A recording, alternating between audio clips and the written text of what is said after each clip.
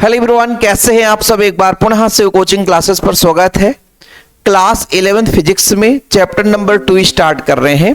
Chapter number 1 हमने आपको जो भी इंपॉर्टेंट टॉपिक है बढ़िया से आप लोगों को वीडियो लेक्चर प्रोवाइड कर दिया है, प्लेलिस्ट भी बना है, क्रम से आप लोग जा करके देख सकते हैं। हम केवल एग्जाम के दृष्टिकोण से जो इंपॉर्टेंट है वही चीज कवर करा रहे हैं। आज हम मुख्य रूप से देखेंगे बच्चों, सरल रेखा में गति है क्या, है ना। दूरी और विस्थापन से आप क्या समझते हैं, दूरी विस्थापन में अंतर। हमारा कोशिश यही रहता है कि 10 से 15 मिनट के वीडियो में आपको एक टॉपिक कवर करा दें एग्जाम के लिए, आपके लिए जो कि हेल्पफुल होता है और उसे आप लोग तैयार कर लें। साथ में जिन बच्चों को नोट्स लेना है, किसी सर का नोट्स लेना है, तो नोट्स के लिए एक छोटा सा अमाउंट लगता है बच्चों, मात्र 100 रुपए। व्हाट्सअप नंबर हमारा पर्सनल नंबर है 9685 29 91 49। यदि कोई बच्चा चाहता है कि हमको भी हैंड रिटन नोट्स लेना है ताकि पढ़ने में दिक्कत ना हो सके सर, हम भी है ना बेहतर नोट से पढ़ सके, तो ये व्हाट्सएप नंबर पर आप संपर्क कर सकते हो। चलिए शुरू करते हैं बच्चों। चैप्टर का नाम ही है, सेकेंड चैप्टर अपना है सरल रेखा में गति। सरल रेखा में गति का मतलब तो आपको ऐसे भी समझ में आता है कि सरल रेखा है क्या। जैसे आप लोग रोड में देखते हैं चलती हुई कार एक निश्चित दिशा में जा रही हो तो एक सरल रेखा कहलाती है। यदि आप दो है ना जगह पर रस्सी है या धागे से बांधो तो धागा एक सरल रेखा का रूप ले लेगा। रेल की पटरी की बात करता हूं तो एक सरल रेखा की बात हो जाती है। वो होता है बच्चों एक बिमी। एक बिमी का मतलब होता है जब एक ही दिशा में हम चले तो वो एक बिमी कहलाता है। लेकिन जब हम दो डायरेक्शन पर दो दिशा में चल सकें वो आपका द्विबिमी है। लेकिन जब हम तीनों दिशा में जा सकें, जैसे मान लीजिए आप लोग नदी में तैर रहे हो, नदी में तैरते हो तो कभी आप इधर कभी इधर, ऐसे नाव चलता है तो इधर उधर जा सकता है, वो द्विबिमी है। लेकिन आकाश में पक्षियां जो उड़ती हैं ऊपर नीचे दाएं बाएं हर जगह जा सकती हैं तो वो आपका बच्चों त्रिबिमी होता है। तो 3 डायरेक्शन होते हैं, एक तो आपका है ना एक बिमी, फिर दो बिमी और त्रिबिमी। एक बिमी मतलब एक सरल रेखा पर एक ही डायरेक्शन पर जा सके। द्विबिमी मतलब जैसे मान लीजिए आगे पीछे के अलावा दाएं बाएं भी मुड़ सकते हैं, वो आपका द्विबिमी। लेकिन जब आगे पीछे दाएं बाएं और ऊपर नीचे भी तो आपका त्रिबिमी। जैसे मैं आपको कहता हूं या तो आगे चला जाऊं या तो पीछे चला जाऊं तो ये एक बिमी है। आगे पीछे के साथ साथ दाएं बाएं भी जा सकता हूं ऐसे तो वो द्विबिमी है। लेकिन प्यारे बच्चों आगे पीछे के साथ साथ दाएं बाएं और ऊपर नीचे भी जा सकता हूं तो ये त्रिबिमी है। लेकिन जब हम सरल रेखा की बात करते हो तो सरल रेखा केवल और केवल एक बिमी होता है। मतलब एक सरल रेखा आगे की ओर यदि एक ही डायरेक्शन पर हम जा रहे हैं तो वो उसकी गति सरल रेखा में गति कहलाती है। जब कोई वस्तु या कोई व्यक्ति केवल एक सरल रेखा के पथ का अनुसरण करता है तो उसकी गति आपकी एक बिमी गति कहलाती है। वह एक सरल रेखीय गति के नाम से कह सकते हैं या उसे ही हम एक ऋजु रेखीय गति के नाम से हम जानते हैं। ठीक है। अच्छा, ये गति है क्या। गति का मतलब है जैसे हमने यहां पर है और भैया 1 सेकेंड बाद यहां पर हो गए, अगले 1 सेकेंड बाद यहां पर आ गए, फिर समय बढ़ा 2 सेकेंड बाद आगे आ गए, फिर 3 सेकेंड बाद अपना पीछे आ गए। तो समय के साथ किसी वस्तु के स्थिति में परिवर्तन वो गति कहलाता है। गति आप लोगों को यहां पर मैंने परिभाषा लिख दिया है कि समय के सापेक्ष वस्तु की स्थिति में जो परिवर्तन होता है वो गति कहलाता है। जैसे मान लीजिए कोई वस्तु है ना, 1 सेकेंड में आगे की ओर बढ़ता है, 1 सेकेंड में आगे की ओर बढ़ता है और यहां तक पहुंच जाता है। फिर बात करते हैं अगले 1 सेकेंड में यहां तक पहुंचा 1 सेकेंड में, फिर हम 2 सेकेंड की बात करते हैं। 2 सेकेंड जब हुआ तो मान लीजिए यहां तक पहुंचाओ, यहां तक पहुंच गया, फिर अगले 2 सेकेंड में यहां पहुंचा, फिर यहां पर।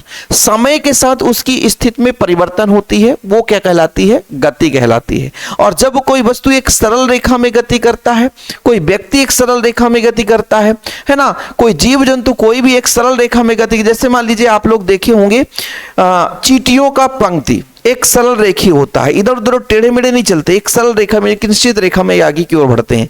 दौड़ती हुई सपाटी मतलब रेलगाड़ी की बात करता हूं तो एक सरल रेखा में आगे गति करता है। मान लीजिए कोई फल है जो कि पेड़ से गिर रहा होता है तो एक सरल रेखा में नीचे की ओर आता है। ये सब सरल रेखा का उदाहरण है और ये गति करता है, इसलिए उसे हम एक सरल रेखीय गति के नाम से जानते हैं। क्लियर, समझ में आ गया। उसी को हम एक बिमी गति के नाम से जानते हैं। तो ऐसा भी कह सकते हो कि जब कोई वस्तु एक बिमी यानी एक ही बिमीय गति में वो गति करता है तो उसको ऋजु रेखीय गति या एक सरल रेखीय गति कहते हैं। और ये एक बिमी है क्या बच्चों, केवल एक ही डायरेक्शन हो। देखो जरा कि जब कोई वस्तु एक सरल रेखा में गति करती है तो उसकी इस गति को हम एक बिमी गति कहते हैं और इसी एक बिमी गति को हम सरल रेखा में गति के नाम से जानते हैं। क्लियर, समझ में आ गया। द्विविमीय का मतलब होता है कि एक डायरेक्शन में नहीं बल्कि आगे के साथ साथ दाएं बाएं भी जा सकता है ना, दो दिशाओं में वो चल सकता है। जैसे मैं आपको एग्जांपल बताता हूं कि नदी में जो जहाज तैर रहा होता है तो आगे की ओर जा सकता है दाएं बाएं, लेकिन ऊपर नीचे वो नहीं जाता है कि ऊपर आकाश की ओर उड़ जाए। जैसे पंछियां जब उड़ती है ना, जैसे आप तोता कौवा कुछ भी देख लो, जब वो उड़ते हुए नजर आते हैं कि कभी ऊपर कभी दाएं कभी बाएं इधर उधर, वो त्रिविमीय है। क्या है? त्रिविमीय है। आप मान लीजिए एक छोटा सा जहाज उड़ा दो, वो त्रिविमीय है ना। पतंग उड़ाओ, वो त्रिविमीय में है, त्रिविम में है, मतलब 3 एक्सेस में वो गति करता है। लेकिन जब 2 अक्ष की बात करते हैं तो द्विविमीय। ठीक है, क्लियर, समझ में आ गया। चलिए अब जैसे बच्चों यहां पर समय के साथ इसकी स्थिति में परिवर्तन हुआ है। समय के साथ मैं आपसे कह देता हूं कि मान लीजिए 5 सेकेंड में इन्होंने कितना 5 मीटर दूरी तय कर लिया। कितना मीटर? 5 मीटर। तो ये फिक्स हो गया, एक पथ की लंबाई हो गई। ये इसकी पथ की क्या हो गई? लंबाई हो गई। ये पथ की क्या हो गई? लंबाई हो गई। यानी 5 मीटर में जितना वो गति करा वो पथ की क्या हो गई? लंबाई हो गई। पथ की लंबाई हो गई। ठीक है, पथ की लंबाई। ठीक है, ये पथ की लंबाई है बच्चा। तो एक निश्चित समय सेकंड है भाई, ये कहां लिख दिया भाई? 5 सेकंड है, सेकंड भी सही नहीं लिखा है, सेकंड। 5 सेकंड में 5 मीटर चला। तो एक निश्चित समय में है ना, जो पथ की लंबाई है, तय की गई दूरी है, वो बच्चों पथ की लंबाई को हम दूरी के नाम से कह सकते हैं। कहने का तात्पर्य हो कि कोई वस्तु है ना गति कर रहा होता है, आगे की ओर जा रहा है, तो एक निश्चित समय में कितना दूरी तय करा, मतलब पथ की लंबाई कितनी हुई, वो उसकी दूरी कहलाती है। दूरी में कोई डायरेक्शन की जरूरत नहीं होता, किसी प्रकार की कोई दिशा की जरूरत नहीं होती, वो इसलिए वो अदिश राशि है। अदिश का मतलब जरूरी नहीं कि एक ही डायरेक्शन पर जाए, लेकिन विस्थापन में क्या है, एक निश्चित दिशा होती है, वो आपका है ना सदिश राशि कहलाता है। तो थोड़ा सा दूरी विस्थापन के बारे में हम चर्चा करते हैं और इसका अंतर देखेंगे जो कि एग्जाम के लिए काफी महत्वपूर्ण है। ठीक है, देखो बच्चों, दूरी दिए गए समयांतराल में वस्तु द्वारा तय किए गए पथ की लंबाई को दूरी कहते हैं। क्या कहते हैं? दूरी कहते हैं। जैसे मान लीजिए यहां पर कोई वस्तु है, यहां पर कोई वस्तु है, ये वस्तु मान लीजिए पहले टाइम यहां पर 0 है, टाइम यहां पर 0 है, और मान लीजिए टाइम यहां से लगा t बराबर मान लीजिए 5 मिनट लगा। कितना लगा? 5 मिनट। और 5 मिनट में इन्होंने कितनी दूरी तय कर ली? 5 मिनट में इन्होंने कितनी दूरी तय कर ली? मान लीजिए इसकी लंबाई l है ना, l है। ये पथ की लंबाई है। क्या है? पथ की लंबाई। क्या है? पथ की लंबाई। तो ये पथ की लंबाई ही क्या कहलाती है? दूरी कहलाती है। ठीक है, जैसे हम मान लीजिए 10 मिनट में अपने शहर पहुंच गए। अब कितना है ना लंबाई है, कितना मीटर उसकी लंबाई है बच्चों, वो उसकी दूरी हो जाती है। जैसे हमारे यहाँ से मार्केट 20 किलोमीटर की दूरी पर है, तो वो एक प्रकार से पथ की लंबाई से ही तो हम मापेंगे, वो दूरी कहलाती है। लेकिन विस्थापन की जब बात करते हैं, विस्थापन का मतलब देखो भाई, जैसे ने बोले लोग विस्थापित हो गए, यहां से लोग दूसरे जिला में विस्थापित हो गए, मतलब यहां से दूसरे जिले में विस्थापित हो गए, मतलब जिला का नाम पता है कि हम शहडोल डिस्ट्रिक्ट से यहां से रीवा जिले में विस्थापित हो गए लोग। अब रीवा जिले में चले गए तो यहां पर यह नहीं देखा जा रहा कि किस रास्ते से होकर गए हैं, कैसी थी पथ, है ना, पैदल गए हैं, साइकिल से गए हैं, दूरी कितनी थी, इसका कोई फर्क नहीं पड़ता। बस इतना था कि हाँ शहडोल में थे, विस्थापित हो गए हैं रीवा में। तो क्या पता चला कि पहले कहाँ थे? शहडोल में। तो प्रारंभिक स्थिति पर निर्भर करता है, क्योंकि कहाँ से वो जा रहा है ना, कहाँ से जा रहा है, शहडोल में थे, है ना, और फिर क्या है कि कहाँ पहुंच गए? रीवा पहुंच गए। तो रास्ता कैसा है, कोई फर्क नहीं पड़ेगा। रास्ता कैसा है, कोई फर्क नहीं पड़ता। रास्ता कैसा है भैया, कोई फर्क नहीं पड़ता। किसमें से जा रहा है, कोई दिक्कत नहीं, इससे कोई मतलब ही नहीं रहता।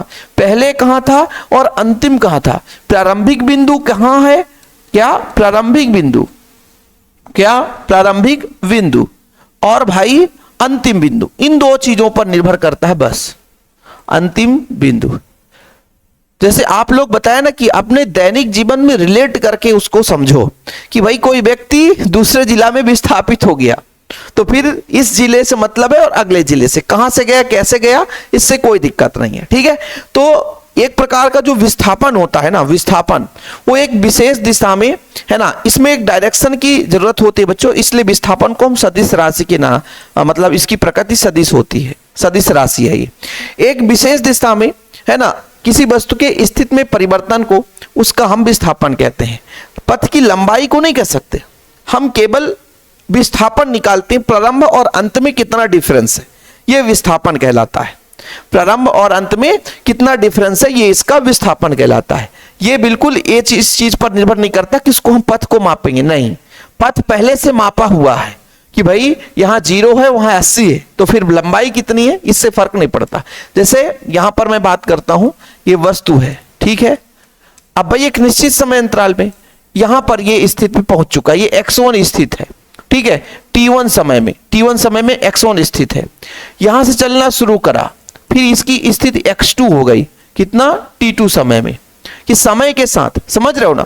तो यदि मैं आपसे कह दूं कि विस्थापन कितना होगा, तो विस्थापन का मतलब ये होगा, विस्थापन का मतलब होगा अंतिम स्थिति में प्रारंभिक स्थिति को क्या कर दोगे, घटा दोगे, तो ये विस्थापन होता है।